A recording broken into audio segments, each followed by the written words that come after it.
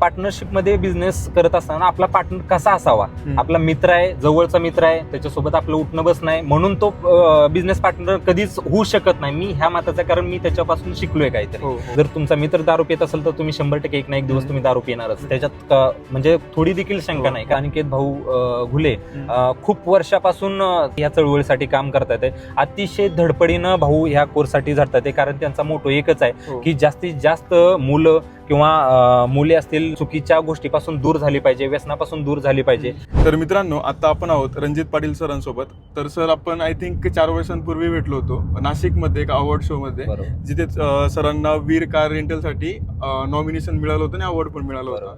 तर सर, तेव्हाचा तो आपला बिझनेस कोणत्या लेवलला होता आणि आता सध्या कोणत्या लेवलला, ते थोडक्यात सांगा. नमस्कार. ज्यावेळेस आपण नाशिकमध्ये आपली पहिली भेट झाली होती अवॉर्ड शो दरम्यान, तर त्यावेळेस आपला एकच बिझनेस होता, वीर कार रेंटल म्हणून. तो बिझनेस आपण एका चांगल्या लेवलला आपण ग्रो अप केला होता आणि त्यासाठी आपल्याला नॉमिनेशन भेटलेलं होतं. आणि त्याच्यानंतर आपण बाकीचे बिझनेस वाढवले. कार रेंटल नंतर आपण एक बिझनेस आपण वेगवेगळ्या फील्डमध्ये वाढवत गेलो. अशा पद्धतीनं आता आपले 4 बिझनेस रनअप मध्ये आहेत. ओके, कोणते कोणते सर? पहिला बिझनेस आपला 2018 एंडिंगला चालू झालेला, तो आहे वीर कार रेंटल म्हणून, ज्याच्या आज 13 गाड्या आहेत, ज्या पुणे मुंबईसाठी चालतात. कंपनी टूर असतील, एअरपोर्ट बुकिंग असतील, अशा वेगवेगळ्या क्रायटेरियामध्ये चालतात. दुसरा बिझनेस आहे आपला उद्योजक चहा म्हणून, ज्याची मेन ब्रँच पुणे भूमकर चौकमध्ये आहे. त्याचे 11 आउटलेट आपण एका वर्षामध्ये आपले 11 आउटलेट झालेले आहेत. त्याचे त्या 5 मेला वर्धापन दिन सोहळा आहे. त्याच्यानंतर आपला RP एंटरप्राइजेस म्हणून आहे, जे आपण MH14 आणि MH12 साठी गाड्या पासिंग, GPS स्पीड घेऊन रोड सेफ्टी डिव्हाइसवरती आपण काम करतो. आणि त्याच्यानंतर आपला RP इंटिरियर म्हणून एक बिझनेस आहे, जो बिझनेस आपण म्हणजे आपण जर म्हटलं तर आता सिव्हिल लाईन कॉन्ट्रॅक्टर आला, बिल्डर लाईन आली, त्याच्या रिगार्डिंग आपला त्याला अटॅच तो बिझनेस आहे. आपण ज्यावेळेस घर घेतो तर आपल्याला आपण घरामध्ये इंटेरियर करतो, एखादं ऑफिस असतं त्याच्यामध्ये आतलं इंटेरियर करायची गरज असते, तर त्या फील्डमध्ये आपण पण एंट्री केलेली आहे. ओके सर, आता या बिझनेसेस बद्दल तुम्ही बोलणारच आहे, पण याच्या आधी मला हे जाणून घ्यायचं की एवढे 4 बिझनेस आता तुम्ही सध्या रन करताय, तर तुमचं बॅकग्राऊंड मला जाणून घ्यायचं की तुम्ही ते तुमचं बॅकग्राऊंड, तुमचं फॅमिली बॅकग्राऊंड उद्योजकीयच होतं की कशा बॅकग्राऊंडमधून तुम्ही मोठे झालात, बालपण कसं होतं तुमचं? माझा जन्म शेतकरी कुटुंबातलाच आहे. माझे आई वडील पण आता पण शेतीच करतात. माझी गावी सोलापूरला शेती आहे वडिलांची. ती शेती अजून पण आमची चालूच आहे. आणि माझा जन्म शेतकरी कुटुंबातला असल्यामुळं पहिल्यापासूनच शेतकरी कुटुंब म्हणल्यानंतर बऱ्याचशा गोष्टीला सामोरं जावं लागतं. म्हणजे जसं की सिटीत आल्यानंतर ज्या मुलांना सगळ्या सुखसोयी भेटायला लागतात, तशा शेतकरी कुटुंबातला कोणालाच, मलाच नाही तर कोणालाच नाही भेटत. तर प्रत्येक गोष्टीसाठी संघर्ष असतो. म्हणजे एखादी गोष्ट हवी असली तरी पण ती 100 वेळा मागितल्याशिवाय किंवा मिळतच नाही म्हणलं तरी काय हरकत नाही.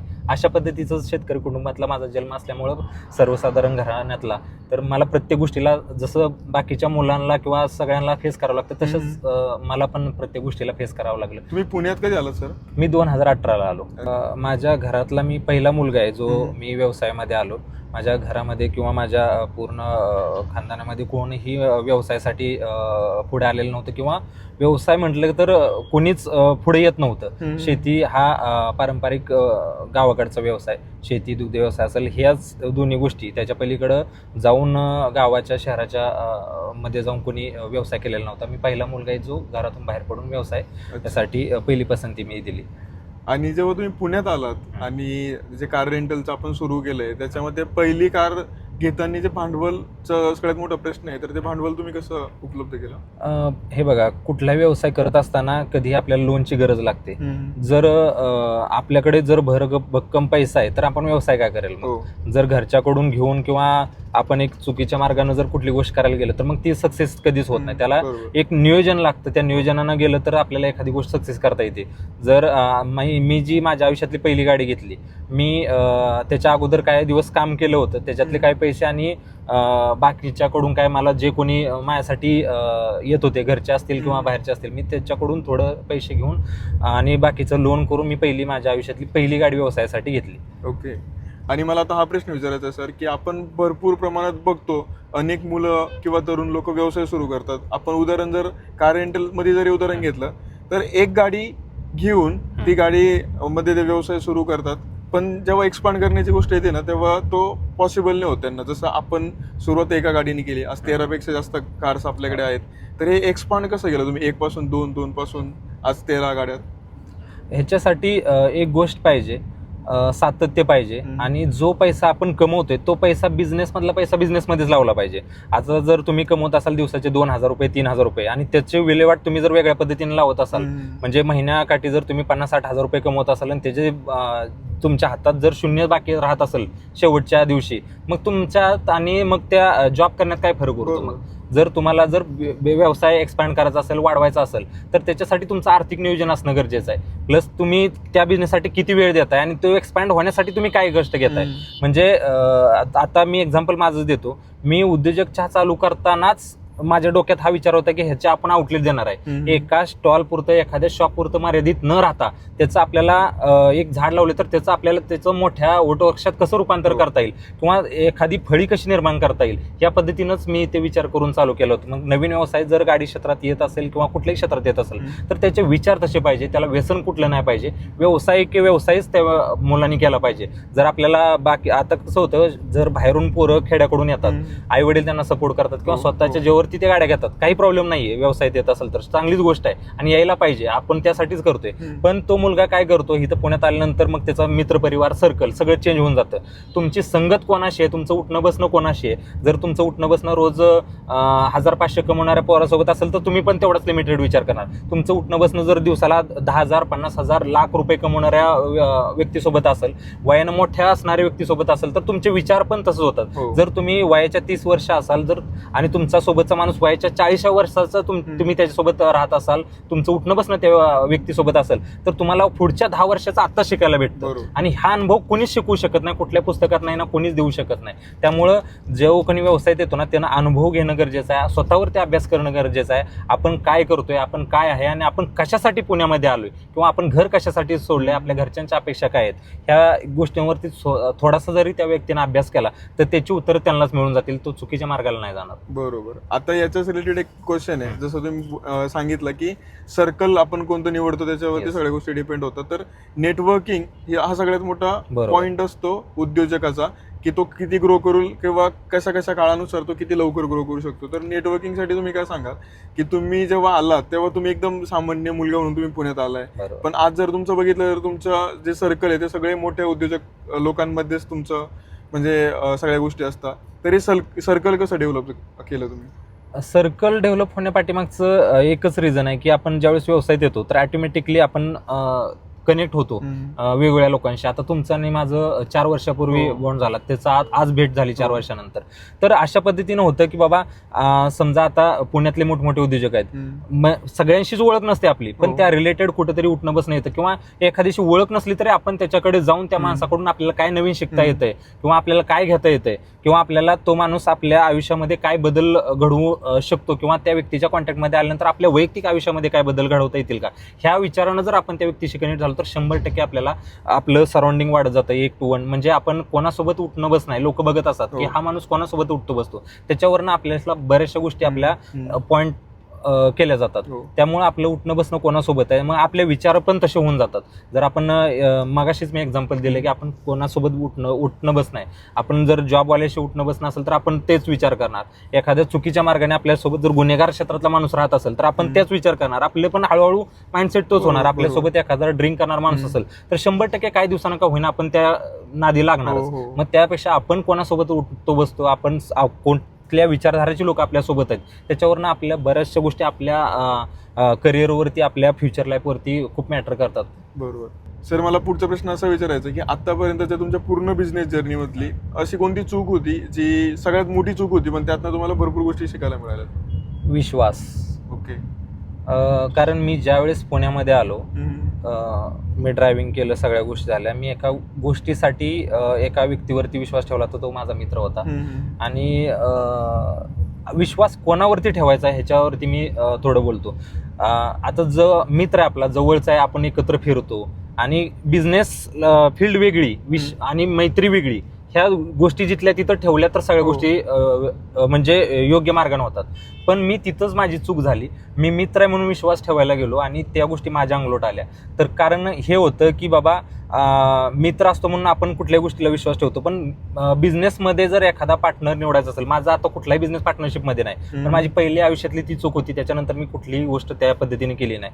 मित्र किंवा बिझनेस पार्टनर निवडत असताना ज्यांना पार्टनरशिपमध्ये बिझनेस करायचा ना, त्यांनी हा व्हिडिओ पूर्ण बघा, नक्की बघा. पार्टनरशिपमध्ये बिझनेस करत असताना आपला पार्टनर कसा असावा, आपला मित्र आहे, जवळचा मित्र आहे, त्याच्यासोबत आपलं उठणं बसणं आहे म्हणून तो बिझनेस पार्टनर कधीच होऊ शकत नाही. मी ह्या मताचा आहे, कारण मी त्याच्यापासून शिकलोय काहीतरी. कारण बिझनेस पार्टनर निवडत असताना आपण बिझनेस कशा टाईपचा करतोय, तो बिझनेससाठी किती वेळ देतोय, तो व्यावहारिक आहे का नाही, त्यातलं किती नॉलेज आहे आणि तो आपल्या पुढं सगळ्या बिझनेस मधल्या सगळ्या गोष्टी घेऊन जाऊ शकतो का, तो कॅपेबल आहे का, ह्या गोष्टी चेक करा. ना की तो माझा मित्र आहे, त्यासोबत माझं फॅमिली रिलेशन आहे आणि त्याच्याकडे पैसे आहेत, ह्याच्यासाठी बिझनेस पार्टनर कधीच निवडू नका. जर तसं तुम्ही करत असाल आणि त्या विचारधारेनं जर तुम्ही बिझनेस पार्टनर निवडत असाल तर मग तुमचा भविष्य पूर्णपणे त्या बिझनेससाठी तरी पूर्ण धोक्याचं आहे. मग बिझनेस पार्टनर निवडत असताना तुम्ही ह्या गोष्टी अधोरेखित केल्या पाहिजे, त्याच्यावरती अभ्यास केला पाहिजे. तो माणूस किती कॅपेबल आहे त्या बिझनेससाठी, तो बिझनेससाठी वेळ देऊ शकतो का, व्यवहारासाठी त्याचा माइंडसेट काय आहे, तो बिझनेस सांभाळू शकतो का, एक बिझनेस एक्सपांड करण्यासाठी त्याचे विचार काय आहेत किंवा त्या पद्धतीने तो प्रयत्न करेल का, ह्या विचारानं तुम्ही बिझनेस पार्टनर निवडा. खूप जास्त व्हॅल्युएबल नोट तुम्ही सर इथे दिली आहे. म्हणजे बरेच तरुणांना ना भांडवलाच्या अभावी किंवा एक सर्कल, जसं आपण सांगितलं मित्र असतं म्हणून दोन मित्र ठरवतात की आपण दोघं मिळून असा बिझनेस सुरू करू, किंवा भांडवल नसतं मग दोन मित्र एकत्र येऊन निम्मे पैसे टाकून सुरू करू, असा विचार करतात, सुरुवात करतात. आणि तुम्ही जे तुमचा अनुभव सांगितला, अशा गोष्टी भरपूर प्रमाणात होतात. तर खूप जास्त व्हॅल्युएबल पॉईंट तुम्ही इथे सांगितलाय. माझा पुढचा प्रश्न असा आहे सर, तुम्हाला काय वाटतं की पैसा कमवणं कठीण आहे की पैसा टिकवणं कठीण आहे? माझ्या मते कमवणं, पण त्याला अँगल तुमचा कुठला आहे. कमवायला हे बघा, सगळे ज्याच्या त्याच्या पद्धतीने जगत असतात, कुठलीच गोष्ट त्याच्यामध्ये राहत नाही. पण कमवण्यासाठी पण त्याच्यामध्ये स्टेज आहेत. बाबा तुम्ही कशा पद्धतीनं किती पैसा कमवतो. म्हणजे लोक आता कष्ट, म्हणजे तुमचं जे मेहनत न करता पण डोकं लावून पण लोक पैसे कमवणार आहेत, काय मेहनतीनं फक्त पैसे कमवणार आहेत, ते पण ते लिमिटेड गोष्टी आहेत. तुमचं जर तुम्ही योग्य माइंड लावून जर पैसे कमवले तर ते पैसा मोठ्या प्रमाणात पैसा येणार असतो. मग पैसा कमवणं म्हणजे तुम्ही एखादं म्हणतो ना आपण, गाढव काम करू नको, फक्त तुम्ही काहीतरी त्याच्यावरती अभ्यास कर. आपण त्याच्यातलं एक्झाम्पल घेतलं तर तुम्ही पैसे कमवताना तुम्ही विचार जर केला, आता तुम्ही डिजिटल क्षेत्र घेतलं, तुमचं क्षेत्र घेतलं, डिजिटल क्षेत्रामध्ये आधी कसं होतं, आपण न्यूजपेपर वगैरे वाचायचो, सगळं आठवड्याला सगळं साप्ताहिक यायचं, सगळ्या गोष्टी असायच्या. पण आत्ताचं सगळं डिजिटल दुनिया, लोकांना उठलं की फोन चाराकडे पासवर्ड टाकला की लोक फोन ओपन झाला की काही ओपन केलं तर तिथं सगळं भेटून जातं, न्यूज असेल, प्रत्येक गोष्ट तिथं अपडेट भेटून जातं. तर ही दुनिया बदलते, दुनियाच्या बदलत्या प्रमाणे जर आपण बदल केले आपल्यामध्ये, आपल्या बिझनेसमध्ये, तर पैसा कमवणं खूप सोपी गोष्ट आहे. त्या पद्धतीने जर विचार केला, जर आपण कुठल्या गोष्टीवरती स्टडी न करता जर तुम्ही त्या गोष्टीमध्ये कष्ट घेत असाल तर तसा पैसा नाही मिळणं.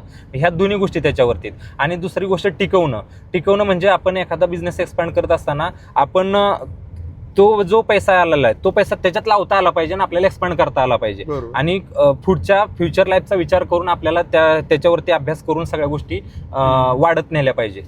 बरोबर. आणि सर मला असं वाटतं की तुम्ही जे सांगितलं की पैसा कमवणं आत्ताच्या काळानुसार थोडं सोपं पण आहे. असं म्हटलं जातं की आपण जर रोज कन्सिस्टन्सी ठेवली आणि रोज आपण योग्य वेळ जर आपल्या कामाला दिला तर आपण 99% लोकांच्या पुढे जाऊ शकतो. कारण आजचं जग ना, जेवढ्या मोबाईल किंवा जेवढ्या सुखसुविधा मिळाल्यात इझिली, तेवढं लोक डिस्ट्रॅक्ट झालेत. म्हणजे मोबाईल, आपण आता जसं मी डिजिटल मार्केटिंग एजन्सी रन करतो, मी लोकांचे बिझनेस ग्रो करण्यासाठी इंस्टाग्राम आणि फेसबुक, युट्यूब कसं वापरायचं ते सांगतोय, पण लोक इंस्टाग्रामवर रील स्क्रोल करताय, तर खूप जग डिस्ट्रॅक्ट झालंय.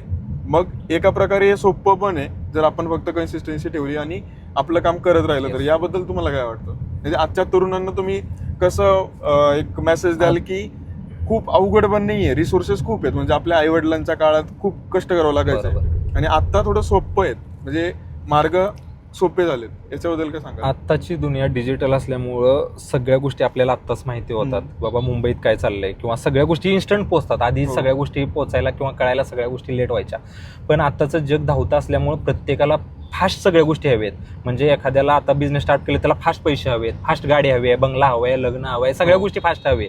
त्याला कुठल्या गोष्टीमध्ये हे नाही, पण त्याच्यासाठी त्यानं काय प्रयत्न करते हे सगळ्यात मॅटर करते. आणि सोशल मीडियाचा विचार केला तर सोशल मीडिया चांगली तितकीच वाईट आहे. कारण आपण मोबाईलच्या हातात आहे का मोबाईल आपल्या हातात आहे, त्याच्यावरती कंट्रोल कोणाचं आहे नेमकं हे कळना झालंय आताच्या पिढीला. कारण बघा, आपण 2 मिनिटं जरी शांत बसलो तरी आपण 3ऱ्या मिनिटाला मोबाईल घेतो हातात, कारण त्याशिवाय करमतच नाहीये. आपण आपल्या हातात सोनं असलं तर ते पडलेलं कळत नाही लोकांना, पण मोबाईल जर पडला तर एका मिनिटात कळतं की मोबाईल आपल्यापासून दूर गेलेला आहे. मग आपण किती त्याच्यावरती हे केलेलं आहे, मग चांगलं तितकंच वाईट आहे. मग त्याचा उपयोग आपण कशासाठी करतोय? आता तुम्ही त्याचा उपयोग एक बिझनेस म्हणून करतोय, कारण हा तुमच्या बिझनेससाठीच तुम्ही ह्या सगळ्या गोष्टी करताय.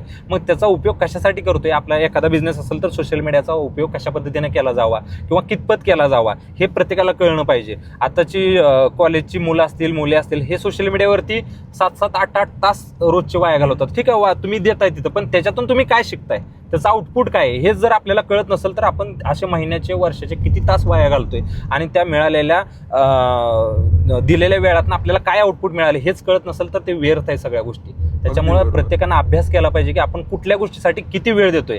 जर वेळ आपण फालतू गोष्टीसाठी देत असेल तर मग ते सगळं चुकीचं होत जाणार. मग तुमच्या आयुष्यात फक्त आणि फक्त काम करणं ह्याच्यापेक्षा दुसरं काहीच नाही. जो टप्पा असतो आपल्या आयुष्यामध्ये काय करायचा, त्या वेळेमध्ये जर काय नाही करू शकलो तर पुढच्या गोष्टी पूर्ण आपल्याला उलट्या होत जातात. मग कष्टाशिवाय पर्यायच राहत नाही. बरोबर.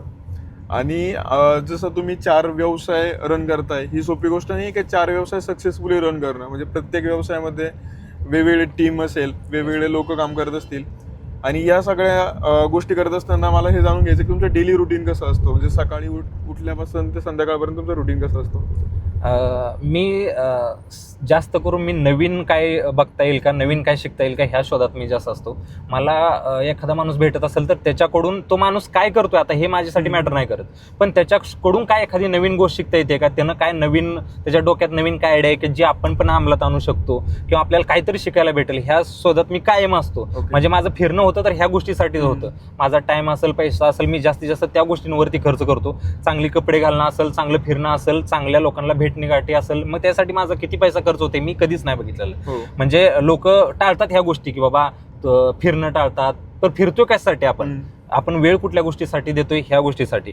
तर मी ज्यावेळेस माझं डेली रुटीन जे आहे ते मी रोज उठल्यापासून माझं बाकीचं अपडेट घेण्यापासून बिझनेसचं, चालू बिझनेसमधलं काय पेमेंट्स असतील, काय नवीन स्टाफ असेल किंवा चालू ह्याच्यावरती काय अजून आपण नवीन करू शकतो ह्या गोष्टींवरती माझं जास्त फोकस असतं.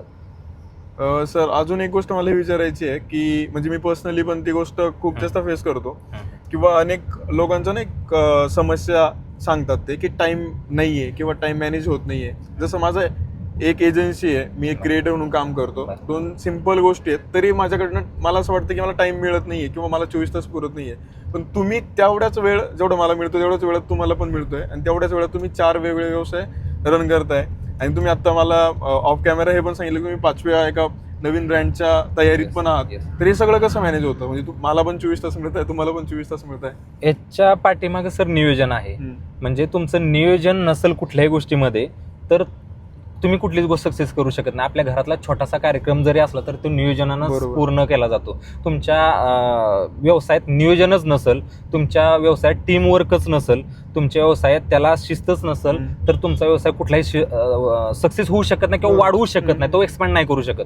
आणि आता बऱ्याच जणांचं असं असतं की तो स्वतः वैयक्तिक कष्ट करायचं जास्त हे करतो, पण तेच जर तुम्ही टीमवर्क केलं, तुम्ही जर त्या व्यवसायाला नियमितता आणली, शिस्तबद्धता आणली आणि काम जिथल्या तिथं जर झालं तर तो व्यवसाय इझिली तुम्हाला समजणार पण नाही की तो कसा एक्सपांड होतोय.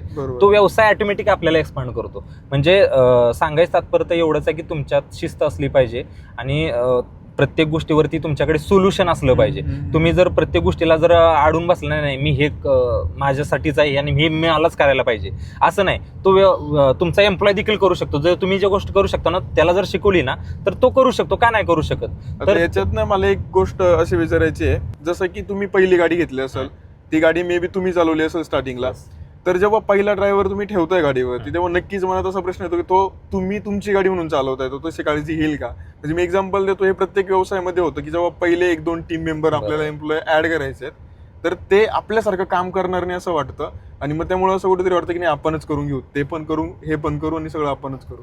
नाही, तो प्रश्न बऱ्याच जणांच्या लोकांच्या मनात असतो. आपण आपली घरी घेतलेली गाडी जरी एखाद्या मित्राच्या हातात जरी द्यायची म्हणलं तर आपण 4 वेळा विचार करून देतो. याला गाडी आपण नवीन घेतलेली आहे, त्याच्या हातात कशी देणार, तो आणणार का नीट किंवा तो चालवणार का नीट, अशा गोष्टी बरेच प्रश्न असतात. पण माझ्या बाबतीत जर विचारायला गेलं तर मी अशा ह्याचं आहे की मी एखाद्यावर विश्वास ठेवायचा तर मन मोकळेपणानं ठेवतो. कारण विश्वास ठेवल्याशिवाय समजणार नाही आपल्याला. जर आपण ते प्रश्न आपल्यात गुटमळून दिले तर मग काही उपयोग नाही. आम्ही ज्यावेळेस गाडी घेतो शोरूममधनं, ज्यावेळेस मी पूजा करतो त्याच वेळेस मी फक्त गेटपर्यंत गाडी आणतो. त्याच्यानंतर गाडी चालवण्याचा माझा प्रसंग येतच नाही. माझं वैयक्तिक म्हणायला गेलं तर मग माझ्या ऑफिसची मुलं असतील त्यांचा आधीमध्ये प्रसंग येतो, पण मी विश्वास ठेवतो तर पूर्ण ब्लँकने ठेवतो त्याच्यावरती. कारण हे क्षेत्रच वेगळं आहे, म्हणजे बाकी क्षेत्र वेगळे आहेत. कारण हे 24 तास रस्त्यावरती चालणारं वाहन आहे. कधी कुठला प्रसंग येईल, फ्रॅक्शन ऑफ सेकंदात डिसिजन घ्यायला लागतील, कधी कुठला फोन वाजल आपला आणि कुठल्या गोष्टीसाठी वाजल नाही सांगू शकत.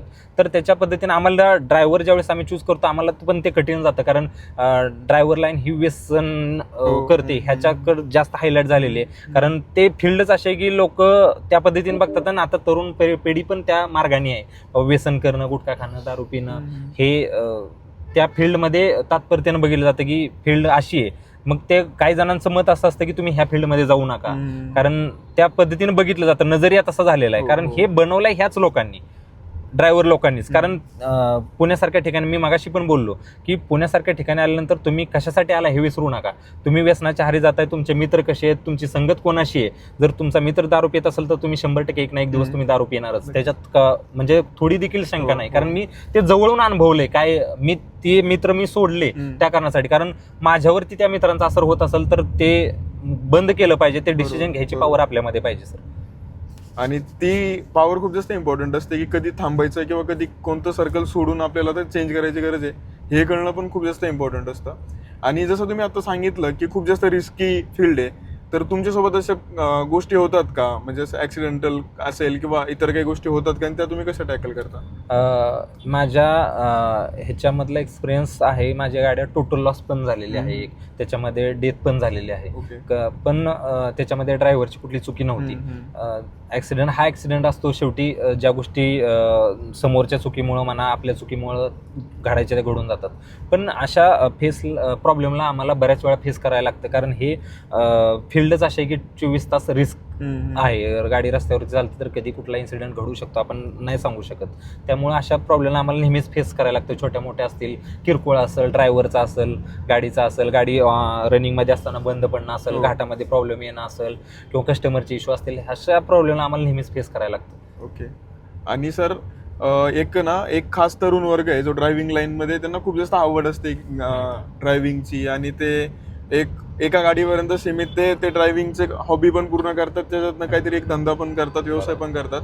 तर प्रत्येक त्या मुलांमध्ये ना कुठे कुठे स्वप्न असतं तुमच्यासारखं एक व्यवसाय उभा करायचा, एक एम्पायर उभा करायचा. तर त्यांच्यासाठी काय 2-3 गोष्टी सांगाल, जर त्यांना ह्या इंडस्ट्रीमध्ये, या फील्डमध्ये यायचं असेल तर त्यांनी काय करायला हवं? आता प्रामुख्यानं गेल्या 1-2 महिन्यापासून अशा रील किंवा न्यूज व्हायरल होत आहेत की बाबा गाडी धंद्यामध्ये काय राहिलं नाही. मी बरेचसे, मला पण मेसेजेस असतात DM मध्ये की बाबा सर गाडीमध्ये काय राहिलेलं नाही, आम्ही काय करावं, आम्ही घेऊ का नको गाडी, किंवा मी त्या व्यवसायात येऊ का नको, किंवा फ्युचर आहे का नाही, असे बऱ्याचशा प्रश्नांनी जे येणार आहेत त्यांच्या मनात घर केलेलं आहे. पण मी काय म्हणतो की हा व्यवसाय, कुठलाच व्यवसाय संपत नसतो, त्याला आपण संपवत असतो. त्याला वाढवायचा कसा किंवा त्याला स्टेबल कसा करायचा हे आपण ठरवायला पाहिजे. आता गाडी धंद्यामध्ये आलेली पोरं, आता माझ्याकडे सांगतो, मला माझ्याकडे एखादा ड्रायव्हर आला, तो 5-6 महिने काम करतो आणि लगेच गाडी घेतो.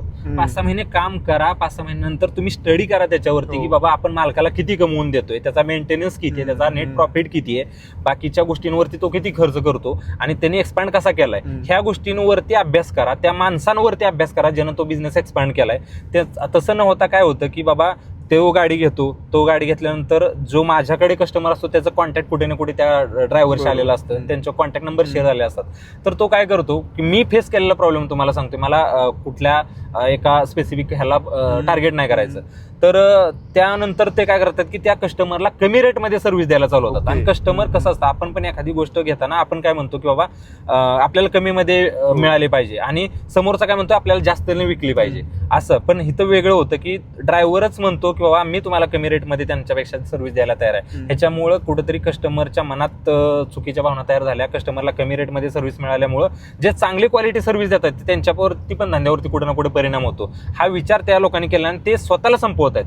आता आम्ही काम करतो ते आम्ही कुठला ओला उबेर किंवा आयटी कंपनीच्या जीवावरती नाही काम करत. आमचं स्वतःचं एक कस्टमर बेस आहे ज्याच्यावरती आम्ही रेग्युलरती काम करत असतो, त्यांच्या सेवेवरती काम करत असतो. त्यांना आपण क्वालिटी सर्व्हिस दिली तर कुठलाही कस्टमर पैसे द्यायला नकार देत नाही. पण लोक जे नवीन येतात ते त्यांच्या वेगळ्या विचाराने जातात किंवा आपण कस्टमरला कमी रेटमध्ये सर्व्हिस दिल्यानंतर कस्टमर आपल्याकडे राहील ह्या गोष्टीने. पण कस्टमरला पण समजत नाही की आपण कुठला माणूस निवडतोय, काय निवडतोय, त्या माणसाला व्यसन आहे का. एक दिवस जाऊन जर झटका बसला तर मग त्या गोष्टीचं त्या पैशाची किंमत त्यांना कळते की आपण पैशाकडे बघितलं, क्वालिटीकडे किंवा सर्व्हिसकडे नाही बघितलं.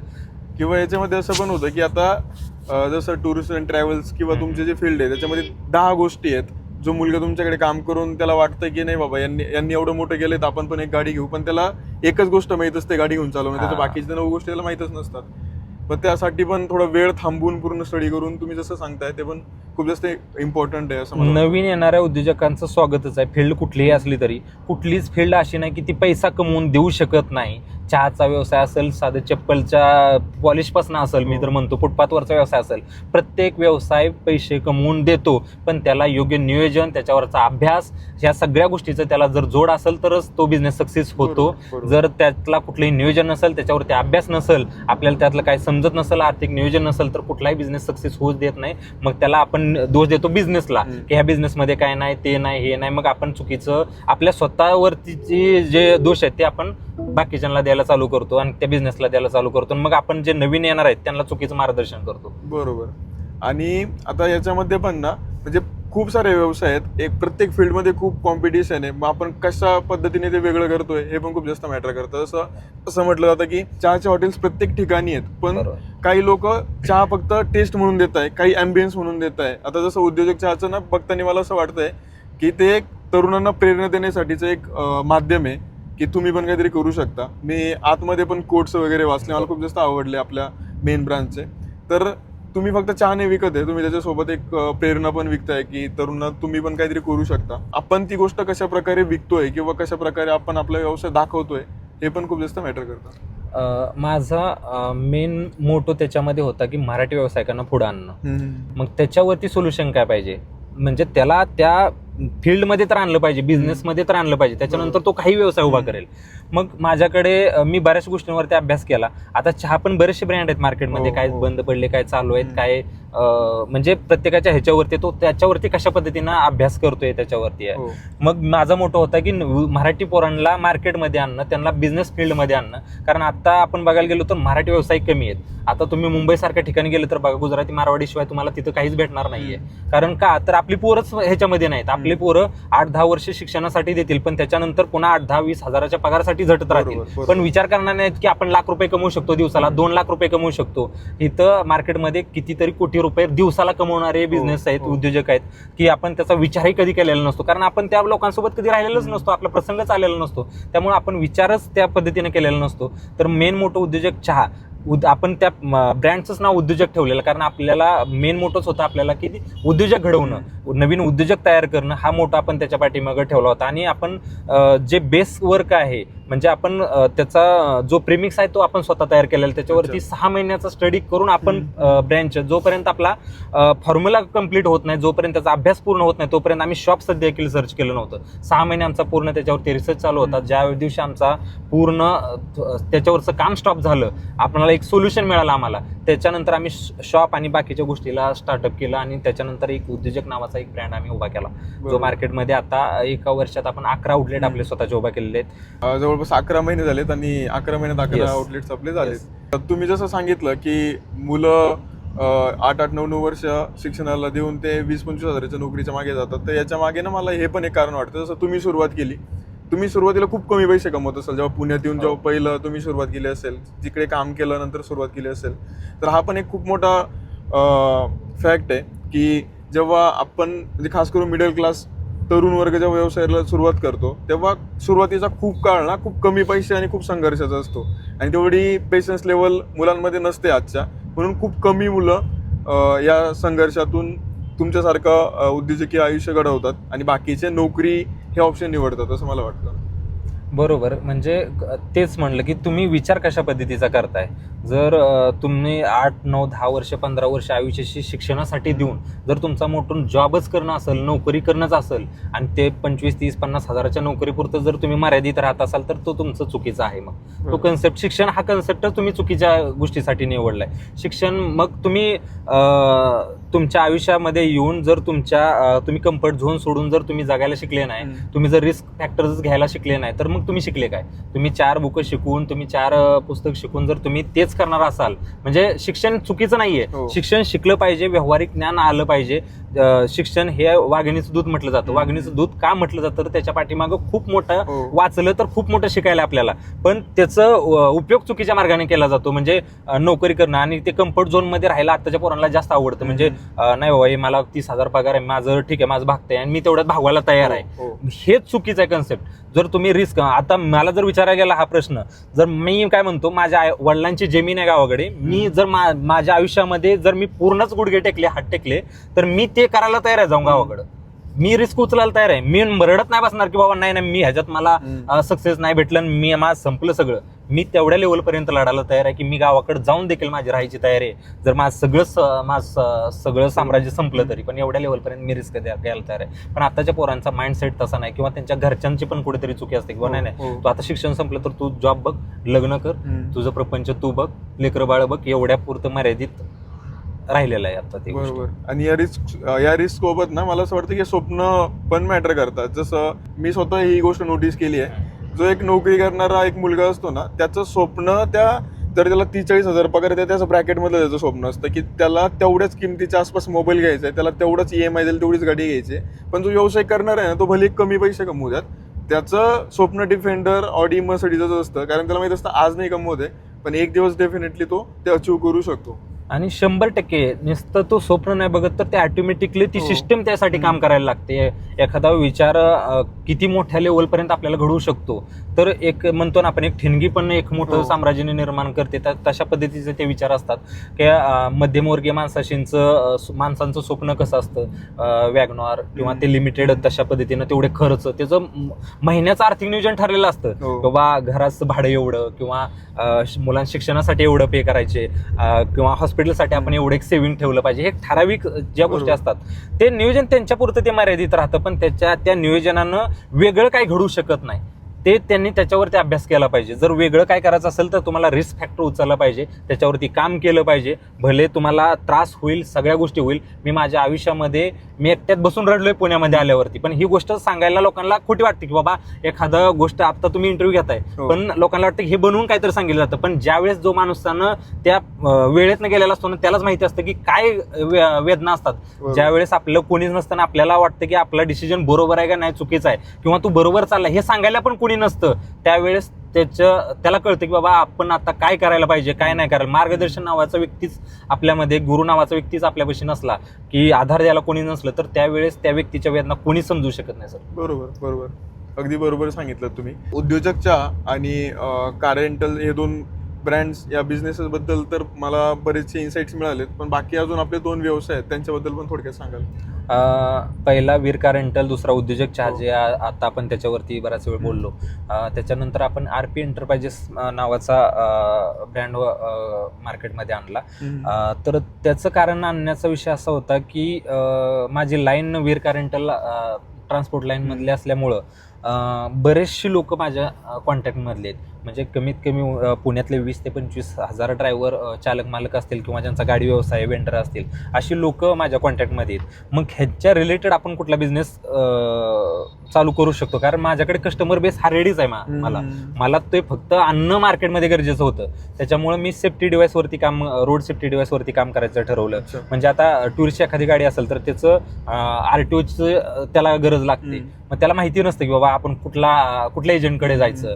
मग तो माणूस आपल्याला विश्वासाचा आहे का, तो आपल्याला वेळेवरती डॉक्युमेंटेशन देईल का, किंवा एखादी गोष्ट आपल्याला देत असेल तर तो योग्य गोष्ट आहे का, ती चांगली गोष्ट आहे का आपल्याला टिकण्यासाठी, किंवा ते कामाची किंवा जेवढे पैसे देतोय त्या पैशाची ती गोष्ट आहे का, ही आताच्या ड्रायव्हर लोकांना माहिती नाही. कारण त्यांना एजंट सांगतात की ह्या गोष्टीसाठी एवढे लागेल तेवढे लागेल, ते पैसे देऊन टाकतात, नाही बाबा आम्हाला एक करून द्या, एवढ्यापुरतं त्यांना माहिती असेल. पण त्या ड्रायव्हर लोकांनी पण त्याच्यावरती अभ्यास करणं गरजेचं आहे. किंवा आपल्या गाडीची पासिंग असेल तर आपल्याला किती खर्च येतो आणि कुठल्या गोष्टीसाठी आपण किती पैसे पे करतो हे माहिती नसतं या लोकांना, पण ह्या लोकांनी अभ्यास करणं गरजेचं आहे. मग त्याच्यासाठी सेफ्टी डिव्हाइसवरती काम, GPS असेल, एखादं पिवळ्या पाटीची गाडी असेल तर त्याला ते डिव्हाइस असल्याशिवाय गाडी पासिंग होत नाही. ते डिव्हाइस आपण मार्केटमध्ये आणलं, त्याचं स्वतःचं मॅन्युफॅक्चरिंग पण आपण काही दिवसामध्ये करायचा विचार आहे, आपण त्याच्यावरती पण अभ्यास करतोय. ते डिव्हाइस असेल, गाडीची पासिंग असेल, गाडीचे सगळे ऑल ओव्हर डॉक्युमेंट्स असतील, म्हणजे फिटनेस सर्टिफिकेट पासून सगळे PVC असेल, तुमचं रोड टॅक्स असेल, प्रत्येक गोष्ट त्याच्यावरती आपण एखादा ड्रायव्हर आपल्यापर्यंत इझिली पोहोचू शकतो आणि त्याला इझिली आपल्यापासून ती गोष्ट मिळू शकते. आणि आपण ती कमी रेटमध्ये, बाहेरचे एजंट लोक जर 4,000 एखाद्या गोष्टीला घेत असतील तर आपण 3,000 2,500 मध्ये गोष्ट द्यायचा प्रयत्न त्या ड्रायव्हर लोकांना प्रयत्न करतो. अच्छा, ग्रेट. आणि सर, जो आपला चौथा व्यवसाय इंटिरियरचा, तो कधी सुरू केला आणि त्याचे काय अपडेट? इंटिरियरचा व्यवसाय हा बऱ्याच लोकांना माहिती नाही माझा, कारण माझे साईट चालू असतात. तर तो बिझनेस फील्डमध्ये आपले मराठी लोक खूप कमी आहेत. म्हणजे गुजराती, मारवाडी असेल, बाहेरचे UP, बिहार, ह्या फील्डची लोक त्या बिझनेसमध्ये काम करणारी भरपूर आहेत. तुम्ही जर कधी बघायला गेला तुमच्या वैयक्तिक घरासाठी, मित्राच्या घरासाठी जर ते सर्च केलं तर ते डायरेक्ट बाहेरचीच लोक आहेत सगळे, त्या फील्डमध्ये कोणी नाहीये. मग मी असा विचार केला की आपण का नाही करू शकत, ती गोष्ट करू शकतो. त्याला अभ्यास करून आपण प्रत्येक गोष्ट करू शकतो. मग त्याच्यानंतर मी अभ्यास करून एका त्या फील्डमधल्या माणसाचा, माझ्या मित्राचा मी सजेशन घेऊन अभ्यास करून त्या फील्डमध्ये मी उतरलो. माझ्या कंटिन्यूस साईट चालू असतात. म्हणजे त्याच्यामध्ये काय येतं की आपलं घर असेल, आपण फ्लॅट घेतल्यानंतर त्याच्यामध्ये आपल्याला बऱ्याचशा गोष्टी आपल्याला करायच्या असतात. इंटेरियर, बेडरूम असेल, हॉल असेल, आपल्याला पूर्ण इंटेरियर करायचं असतं की आपल्याला चांगलं दिसावं आपलं घर आतून, त्याला शोभा यावी म्हणून आपण बऱ्याच गोष्टी करत असतो. तर एक 1 BHK जरी, साधं 2 BHK जरी करायचं म्हणलं, 2 BHKचं जर आपण करायला गेलो इंटेरियर, तर ते 8 ते 10 लाखापर्यंत जातं.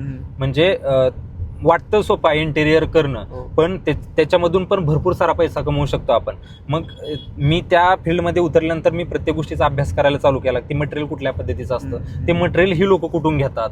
म्हणजे मी त्यांना, जे कारागीर असतात त्यांना मी जाणून पण नाही दिलं की मला हा बिझनेस स्टार्टअप करायचा आहे. मी त्यांच्याकडून प्रत्येक गोष्ट शिकलो की तुम्ही लोक कुठं राहता, किंवा तुमच्या कॉन्टॅक्टमधली लोक कशा पद्धतीने काम करतात. तुम्ही जर माझ्याकडे एखादी साईट असेल तर तुम्ही ती साईट कशा पद्धतीने तुम्ही डायरेक्ट पूर्णच घेता, किंवा मी मटेरियल दिलं तुम्ही ते कशा पद्धतीनं, कारण कारागीर आपल्याकडे नाहीये, त्याचे खूप कमी प्रमाण आहे की आपल्या ह्या फील्डमध्ये इंटिरियरच्या बाहेरचे सगळे लोक आहेत. तर त्या लोकांकडून कसं काम करून घेणे, किंवा आपलं मराठी कोणी त्याच्यामध्ये ऍड करून आपल्याला अजून ते काम वाढवता येईल का, अशा पद्धतीनं सगळ्या गोष्टी केल्या आपण. ओके. आता सर, आपण तुमच्या उद्योजकी आयुष्याबद्दल भरपूर गप्पा मारतोय. त्याच्यासोबत मला हे जाणून घ्यायचं आहे की ऍज अ पर्सन तुम्ही जेव्हा, म्हणजे व्यवसायाच्या व्यतिरिक्त तुम्ही तुमचा वेळ कसा घालवता, जेव्हा काही रिलॅक्स व्हायचं असेल, किंवा तुमच्या हॉबी काय काय आहेत, तुम्ही व्यवसाय आणि कामाव्यतिरिक्त कोणत्या कोणत्या गोष्टी करतात? मी फिरतो जास्त, म्हणजे मला फिरायला जास्त आवडतं. पुन्हा कसं होतं की गावाकडे माझी शेती असल्यामुळं तिकडे जायला पण वेळ कमी भेटतो. ज्यावेळेस वाटतं बाबा आपण 1-2 दिवस रिलॅक्स आहे, तर मी जास्तीत जास्त गावाकडे जायचा पण प्रयत्न करतो. कारण तिकडे गेल्यानंतर एक वेगळंच हे असतंय की बाबा आपण गावाकडे गेल्यानंतर आपले जुने मित्र असतील, किंवा शेतामध्ये गेल्यानंतर आपल्याला रिलॅक्स एक असतं ना. हे सगळं, हे सिमेंटचं जंगल आहे, इथं सगळं धावत आहे. म्हणजे उठल्यापासून तुम्ही सकाळी डोळे उघडल्यापासून संध्याकाळी डोळे झाकेपर्यंतचा संघर्ष हा. म्हणजे इथं सगळं तुम्हाला उठल्यापासून झोपेपर्यंतचा प्रत्येक वेळ तुम्हाला सगळ्या ह्या क्राऊडमध्ये घालवायला लागतो. म्हणजे मोकळी शांतताच तुम्हाला कुठे नाही. तर माझा जास्तीत जास्त वेळ मला गावाकडे किंवा फिरण्यावरती कसा देईल, मी सिटी सोडायचा प्रयत्न करत असतो त्यावेळेस. सर, मी अनिकेत भाऊ खुले असतील किंवा तुमचे पण इंस्टाग्रामला अनेकदा पोस्ट बघितले YLTP बद्दल. तर मला त्याबद्दल जाणून घ्यायचंय की तुमच्या आयुष्यात त्यातून कसा बदल झाला, किंवा तरुणांसाठी ते कसं फायद्याचं असणार? YLTP हा आर्ट ऑफ लिव्हिंग एक संस्था आहे, त्याच्या अंडर खाली हा कोर्स चालतो, युथ लीडर ट्रेनिंग प्रोग्राम.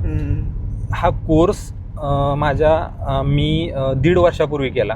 त्या कोर्समधून मला काय बदल झाला, किंवा मी काय त्या कोर्समध्ये घेतलं, किंवा माझ्या आयुष्यामध्ये काय बदल झाला, किंवा माझ्या बिझनेस लाईफमध्ये काय बदल झाला, ते छोट्या शब्दामध्ये मी तुम्हाला सांगतो. तो कोर्स आर्ट ऑफ लिव्हिंग नावाचा युथ लीडर ट्रेनिंग प्रोग्राम म्हणजे तुम्हाला लीडर घडवण्याचं काम तो कोर्स करतो. म्हणजे एखादा पॉलिटिक्स नेता घेतला तर तो लीडर असतो, तो सगळ्या कार्यकर्त्यांना घेऊन चालतो, त्या तालुक्यावरती त्याचं लक्ष असतं किंवा एक टीम वर्क खूप मोठं असतं त्यांचं. तर लीडर तो असतो आणि सगळं तो मॅनेज करत असतो. त्याला विचारल्याशिवाय कुठली गोष्ट होऊ शकत नाही किंवा डिसिजन मेकिंग पॉवर असते. एखादी गोष्ट करायची तर त्याचं फायनल डिसिजन कोण घेतं, तो लीडर घेत असतो. तर लीडर घडवण्याचं काम तो कोर्स करतो. म्हणजे एखादी गोष्ट आहे, समजा एखादा मुलगा आहे आणि तो त्याच्या आयुष्यामध्ये भरकटलेला आहे, त्याला समजत नाही काय करायला पाहिजे. माझ्या आयुष्यामध्ये मी आता जॉब करायला पाहिजे किंवा काहीच नाही करायला पाहिजे, शेती करायला पाहिजे किंवा एखादा व्यवसाय करायला जातो. तर ती ताकद ती कोर्स देतो. म्हणजे तिथं तुम्हाला त्या प्रश्नांची सगळ्या उत्तर मिळून जातात.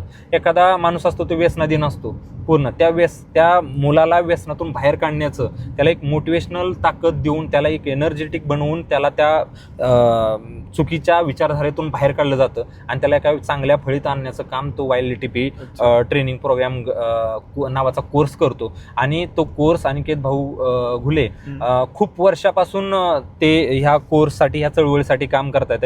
अतिशय धडपडीनं भाऊ ह्या कोर्ससाठी झटतात. कारण त्यांचा मोटो एकच आहे की जास्तीत जास्त मुलं किंवा मुले असतील, नवीन मुलं घडली पाहिजे आणि चुकीच्या गोष्टीपासून दूर झाली पाहिजे, व्यसनापासून दूर झाली पाहिजे, व्यवसायात आली पाहिजे, त्यांनी स्वतःच्या पायावरती काहीतरी केलं पाहिजे. हा मोटो घेऊन अनिकेत भाऊ या गोष्टींवरती काम करतात. अनिकेत भाऊचा मोटो एकच आहे की पाठीमागं न काम करता त्या माणसानं आपल्या पुढं चालावं. हा मोटो घेऊन अनिकेत भाऊ निस्वार्थपणे काम करतात. त्याच्यापासून एकही रुपया, बऱ्याच जणांचं म्हणजे चुकीचं हे झालं की अनिकेत भाऊला त्या गोष्टीपासून काय मिळतं का किंवा त्याच्यापासून काय पैसे कमवण्याचा मोटो आहे का, असं एकही रुपयाचा मोटो किंवा खिशातनं पैसे घालून अनिकेत भाऊ ह्या गोष्टी करतात. एकही रुपया त्याच्यापासून प्रॉफिट नसताना एकच मोटो की नवीन पिढी घडली पाहिजे, त्यांनी चुकीच्या मार्गावरती न जाता चांगल्या मार्गाने काहीतरी केलं पाहिजे. त्यांच्या आई वडिलांचे असतील, त्यांचे स्वतःचे स्वप्न कशा पद्धतीने पूर्ण केले पाहिजे, ही विचारधारा घेऊन अनिकेत भाऊ खूप दिवसापासून, खूप वर्षापासून ह्या चळवळीत काम करतात एक आर्ट ऑफ लिव्हिंग संस्थेच्या माध्यमातून. आणि या कोर्सचा फॉर्मॅट काय आहे सर? म्हणजे ऑफलाईन असतो, ऑनलाईन असतो, किंवा जर तरुणांना ते जॉईन करायचंय त्याचा ऍक्सेस कसा मिळू शकतो लोक? तो कोर्स 7 दिवसीय निवासी कोर्स आहे.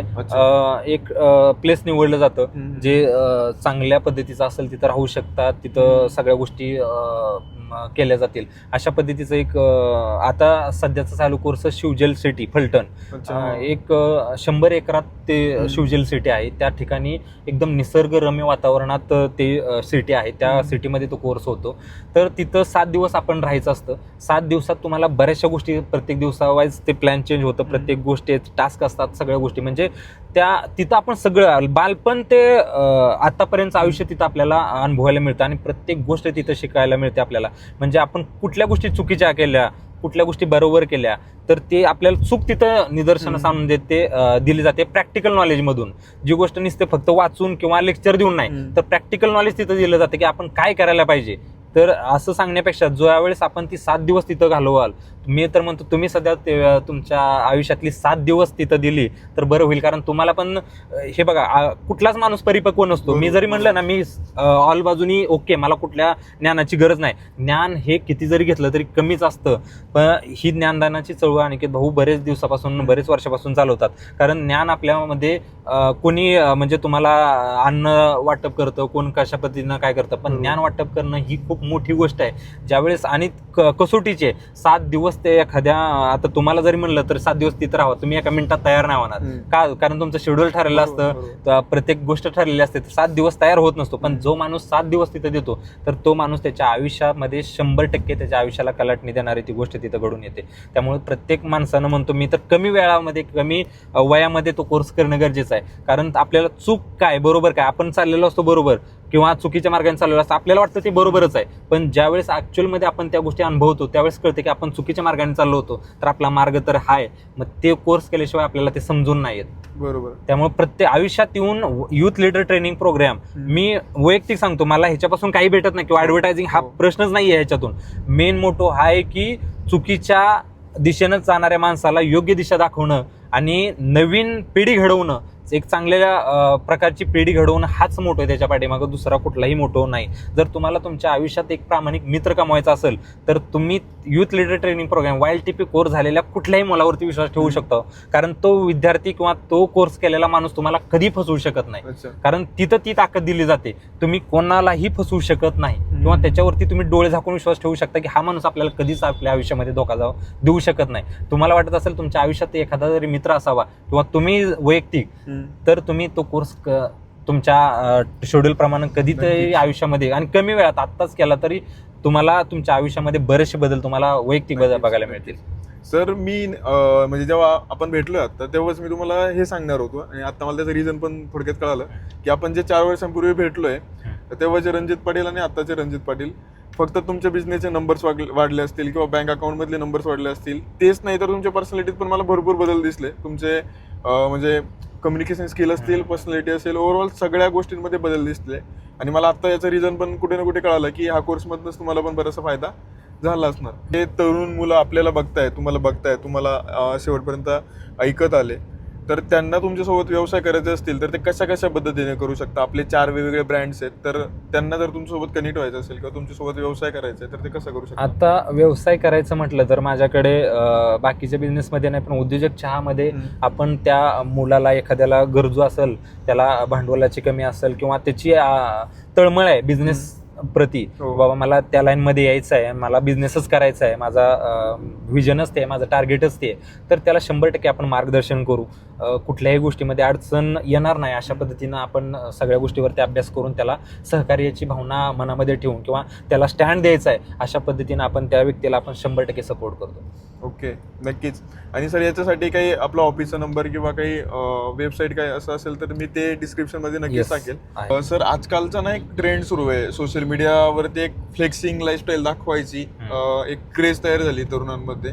म्हणजे कोणता पण व्यवसाय असो, मग महागड्या गाड्या घेऊन त्या फिरवणं आणि एक उद्योजकाचा टॅग मिळून म्हणजे ते उद्योजकाचं जे असतं, आता रिअल उद्योजक काय असतो की तो 24 तास बिझी असतो त्याचा बिझनेस एक्सपांड करण्यामध्ये आणि त्या गोष्टींमध्ये. म्हणजे सोशल मीडियाचे जे वेगळे उद्योजक आहेत ते वेगळं एक फ्लेक्सिंग लाईफस्टाईल दाखवत आहे, त्यांच्याबद्दल तुम्ही काय सांगाल? म्हणजे हे लोक जास्त वेळ टिकत पण नाही, हे मार्केटमध्ये येतात, ते थोडंफार शोबाजी करतात आणि ते लवकरच त्यांचं गुंडाळून ते गायब पण होतात. तर अशा लोकांबद्दल काय सांगाल? आणि याच्यासोबत तरुणांना पण काय सांगाल की अशा लोकांपासून कसं सावध राहायचं? तुम्ही खूप महत्त्वाचा प्रश्न विचारलाय, पण मी माझ्या पद्धतीनं मला जे काही एक्सपिरियन्स आहेत किंवा मी जे काय बघितलंय ना त्याच्यावरती बोलतो. मी काय म्हणतो, दिसण्यापेक्षा असणं गरजेचं आहे. तुम्ही काय दिसता त्याच्यापेक्षा तुम्ही काय आहे ह्याच्यावरती आपण अभ्यास केला पाहिजे. आता एखादी गोष्ट जर किंवा एखादा माणूस आपण त्याच्याबद्दल बोलतोय किंवा त्यानं काय केलंय, तर त्यांचा संघर्ष बघितला पाहिजे, त्याची पाठीमागची हिस्ट्री काय बघितली पाहिजे, किंवा त्याला काय वारसा हक्क आहे का, किंवा त्याच्या वडिलांचं काय आहे का, तो पुढे तो कंटिन्यू करतोय, किंवा त्याचे विचार काय आहे, त्याचं आतापर्यंतची त्याची जर्नीचा रेशो काय आहे, हे जर बघितलं तर आपल्याला सहजासहजी सगळ्या गोष्टी कळून जातात. पण ह्यांच्याकडे अट्रॅक्शन होणारी जी पिढी आहे ही सोशल मीडियाच्या माध्यमातून होते. आणि सोशल मीडियाच्या माध्यमातून बघायला गेलं तर मी काय म्हणतो, जी कॉलेजची पोरं आहेत, जी आता कुठेतरी अभ्यास करतात किंवा आता नवीन कुठेतरी जॉब लागणारी ही पोरं आहेत, तर जे काय बाहेरून आलेत पुण्यासारख्या मुंबईसारख्या ठिकाणी एका मेट्रो सिटीमध्ये, तर ह्यांच्या आई वडिलांचं पण ह्यांच्याकडे लक्ष पाहिजे की आपला मुलगा पुण्यासारख्या ठिकाणी काय करतोय, त्याची संगत काय आहे, तो कोणासोबत राहतोय, उठणं बसणं त्याचं कोणासोबत आहे, आपली मुलगी जर पुण्यासारख्या ठिकाणी असेल तर ती कुठं राहते, तिची मैत्रिणी कोण आहे किंवा तिचं रूम पार्टनर्स कोण आहेत, हे सगळ्या गोष्टींवरती त्यांच्या फॅमिलीचं देखील लक्ष पाहिजे किंवा वडिलांचं येणं जाणं पाहिजे त्या मुलांकडं. नाहीतर जर तुम्ही म्हटलात नाही ना आता माझा मुलगा मोठा झालाय, माझी मुलगी मोठी झाली आहे आणि ती पुण्यासारख्या ठिकाणी, मुंबईसारख्या ठिकाणी, तर इथं चित्र खूप वेगळं आहे. मी त्या गोष्टीवरती न बोललेलं बरं. कारण काय होतंय की बाबा आपण आलोय कुठल्या गोष्टीसाठी हेच विसरून गेलेले आहे तिथं येणारे. ह्यांचा वेगळं चालू आहे, ह्यांची वेगळीच दुनिया आहे, इकडं वेगळीच जर्नी ह्यांची चालू आहे. मेन फोकस ज्याच्यावरती करायला पाहिजे तो फोकस नाही, यांचा फोकसच दुसरीकडे आहे. त्यामुळं ह्यांच्यावरती जे कोणी फॅमिली मेंबर आहेत त्यांच्या घरातल्या लोकांनी यांच्याकडे कधीतरी आलं पाहिजे, तो कुठं राहतोय करतोय हे बघितलं पाहिजे, तरच त्या गोष्टीवरती कुठंतरी आळा घालता येईल. नाही तर इथलं पूर्ण वेगळं आहे, कल्चर बदललेलं आहे पूर्ण.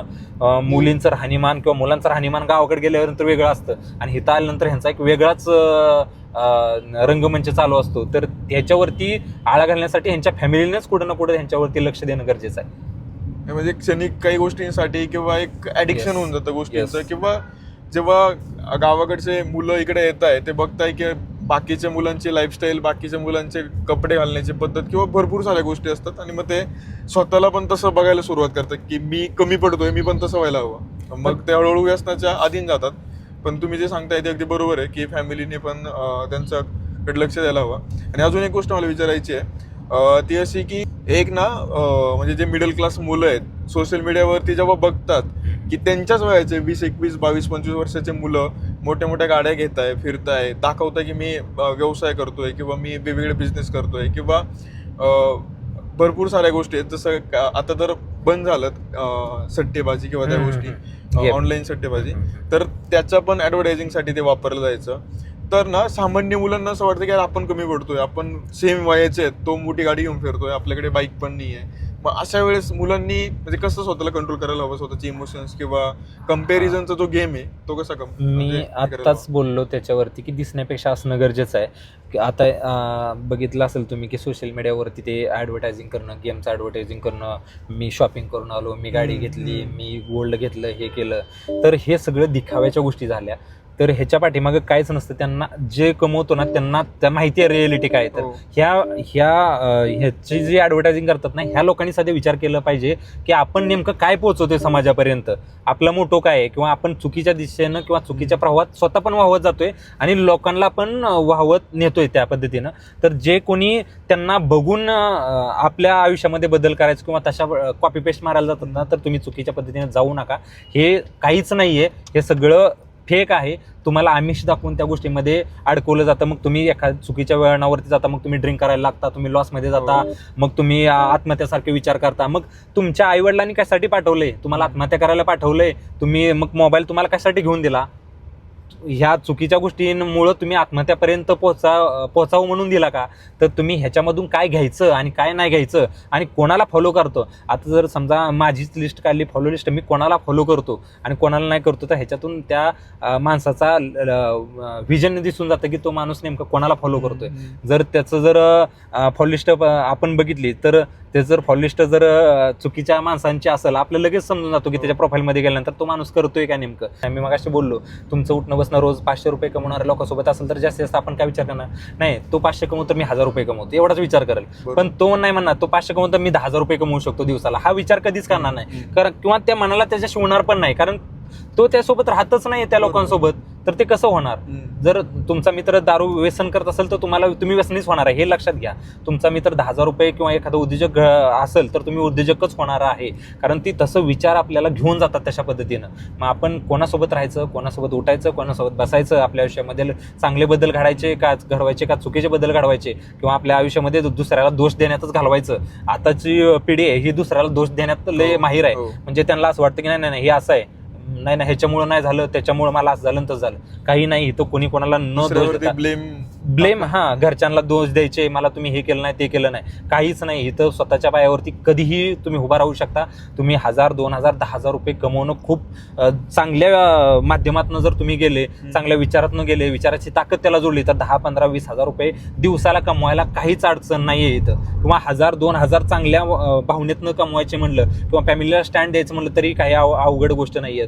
तुम्हाला कसं होतं, दिवसभर काम करायचं, संध्याकाळी मित्रासोबत बसून दारू का प्यायची, सिगरेट वाढायचं सवय असते, चांगलं उभं राहायचं आणि सिगरेट हाणायचं, हे लोकांना भारी वाटतं आताच्या पोरांना चौकात उभा राहून. पण हेच सगळं चुकीच्या पद्धतीने आहे. ज्यावेळेस ह्यांना लक्षात येतं की आता आपलं सगळं संपलंय, त्यावेळेस हात टेकलेलं असतं, आपल्या हातात काही राहिलेलं नसतं आणि आपल्याला आपल्या हातात फक्त चाकरी करणं एवढंच राहिलेलं असतं. मग ते चाकरी करणं तेच योग्य राहतं त्यांच्या पुढं, कारण त्यांनीच ती वेळ आणलेली असते स्वतःवरती. ह्याच्यासाठी कोणी घरचे कारणीभूत नसतात. घरच्यांनी आपल्याला जन्म दिलाय, एवढं मोठं केलंय, आपल्याला शिक्षण दिलं, चांगल्या समाजात नाव दिलं, ह्याच्यापेक्षा घरच्यांनी अजून काय करायला पाहिजे आपल्यासाठी. घरचे ह्याच्यापेक्षा जास्त काही करू शकत नाही. ह्याच्यानंतर आपलं काम राहतं की आपण त्याच्यानंतर आपलं नाव कसं वाढवायचं, आपल्या घरच्यांचं नाव कसं वाढवायचं, आपल्या वडिलाच्या नावाने आपल्या नावाने कसं ओळखलं गेलं पाहिजे.